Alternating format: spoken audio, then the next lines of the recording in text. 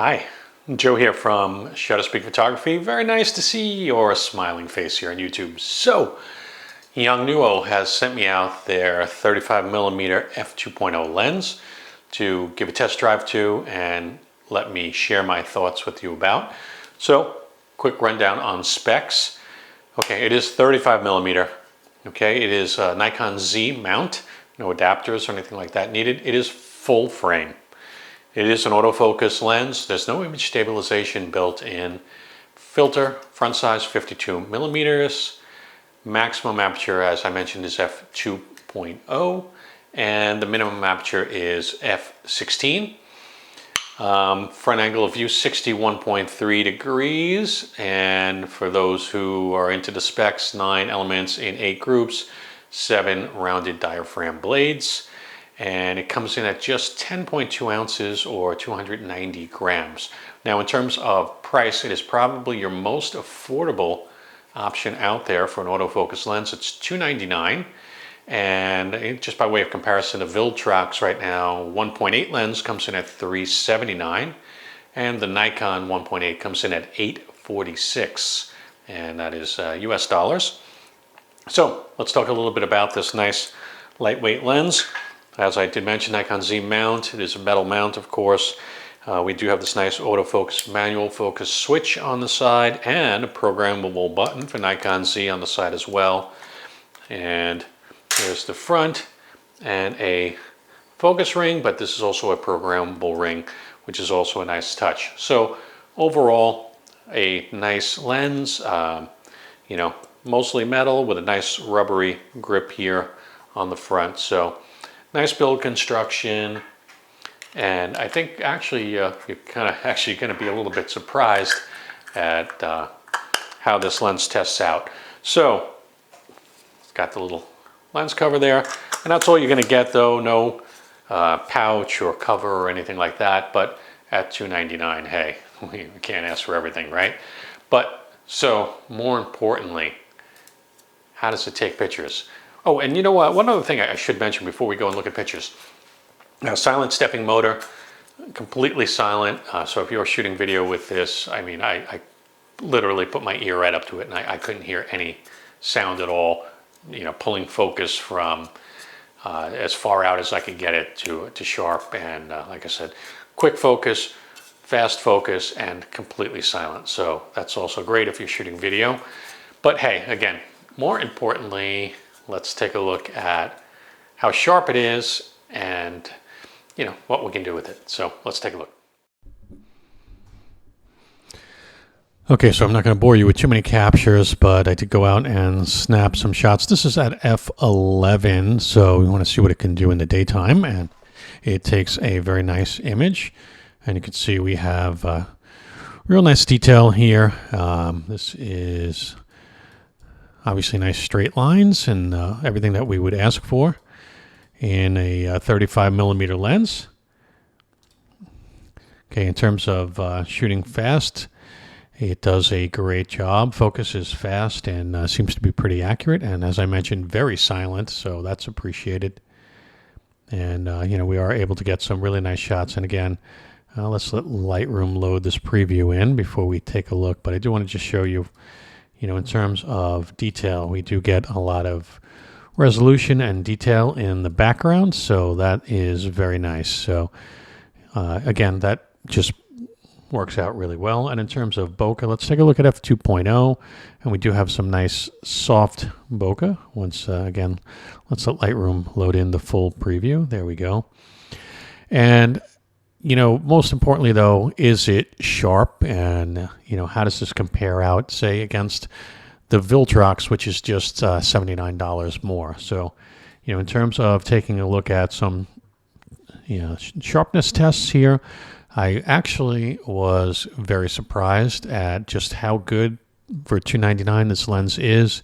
And this is at f2.0, and, at f2.0, we can see that this first shot is pretty good, and we're looking at here a 2-to-1 zoom. And again, even at 2-to-1, you can see that that's nice and sharp in the center. And if we go down to the corners, not perfect in the corners, but not bad. And then, let's pop up to f2.8. 2.8. Yep, there we are. And you can see at 2.8 where sharpness has, oops, let's go back. What happened here? 2.8. Come back. There we go. So at f2.8, you can see we're really sharp now at f2.8, and our corner sharpness has really improved dramatically. So, I got to be honest with you, kind of unexpected and better than expected. We have a nice edge lines here.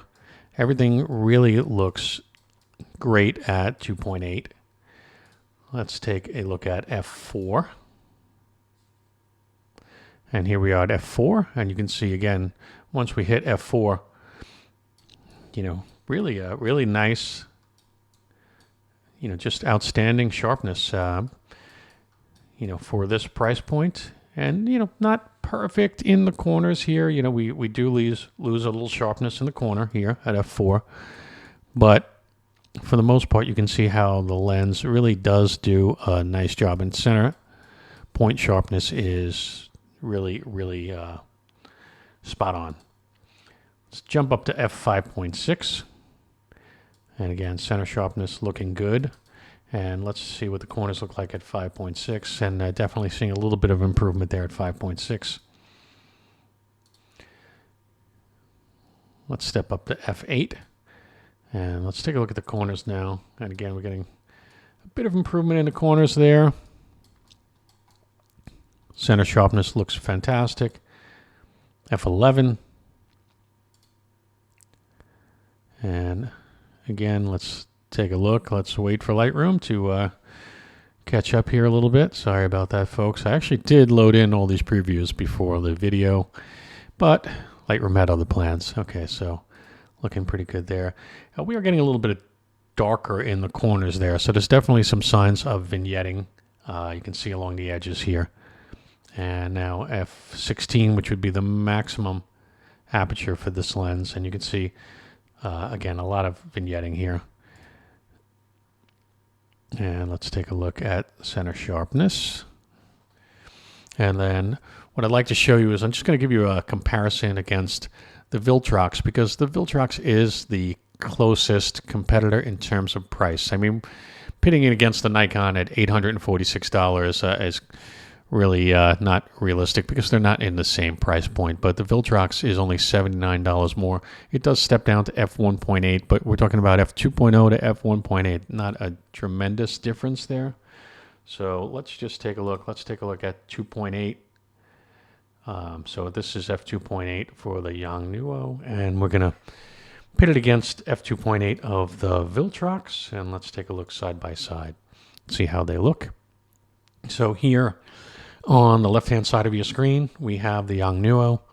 Here on the right-hand side of your screen, we have the Viltrox. Settings are identical, ISO 64, 1/20th of a second at f2.8 on both of these. Now you can see right off the bat, they look extremely similar.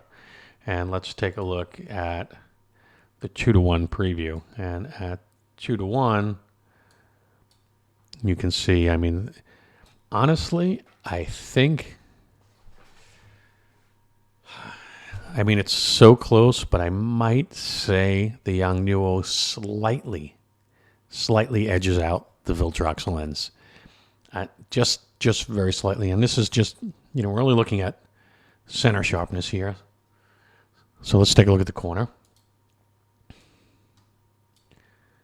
And again, it's super close. I don't, it might be too close to call for me on this one, in terms of the corners. But I will say that the Viltrox looks a little brighter on the corners and has maybe a little bit less vignetting. So let's take a look here at a 1-to-1 preview. Let's bring it down to 1. And right about there we go. So that's the 1-to-1 preview. And on the 1-to-1, maybe a little sharper on the Viltrox side.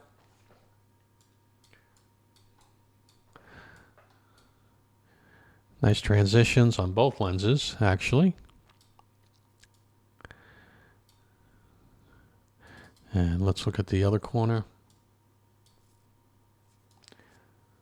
Other corner looks pretty much identical. Top corners. So again, just really, really super close here.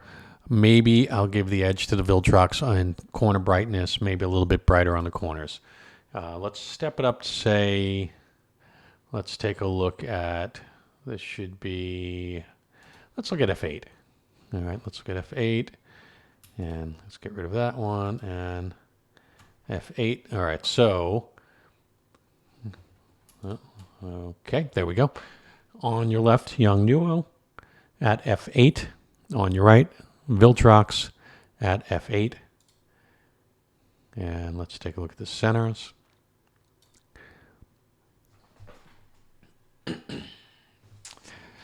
And I tell you again, at center sharpness, I'm going to say that the Yongnuo edges out the Viltrox, but again, it's super close. And let's look at the corner. And the corners, I think, again, I'm going to say the Viltrox just edges out the Yongnuo lens. Brighter on the corner, again, on the Viltrox lens. But in terms of sharpness, it's super close. Really, really super close. It's just, I think, really just a matter of brightness. There's a little bit more vignetting going on, it looks like, on the Yongnuo, and maybe just a touch sharper on the Viltrox with a little less vignetting. But in terms of center sharpness, it seems like the Yongnuo is edging out the Viltrox in center sharpness. So, kind of a wash on this one, I would say. Maybe if price is what you're looking for, Yongnuo. If it's center sharpness that you're looking for, Yongnuo. If you're looking for edge sharpness and vignetting control, I would go with the Viltrox. But again, they're super close. So I didn't expect that, and I have to be honest with you, I'm kind of impressed by that for a $299 lens. So so good job by Yongnuo with that one. Okay, so I hope that you have found the information in this video helpful, and if you have, please do me a favor. Join me on Facebook. We have a Nikon Z group there, and I'll leave the link to that in the comments. Like the video, that's a nice way of thanking me, and subscribe to the channel. That's the best way you can thank me, and it doesn't cost you anything. So how often you get to do something nice for somebody that's completely free. And of course, leave a comment, and I think most of you know who watch the channel, I do try and answer your comments. So of course I can't get to everyone. It's difficult to get to everyone, but I try to get to a lot of them. And so even if you just want to say hello, I appreciate that. So thanks for watching YouTube. I appreciate you being here watching this video. Without you, there is no channel. So I appreciate you. Thank you for that. And I hope to see you soon on the next video. Bye-bye.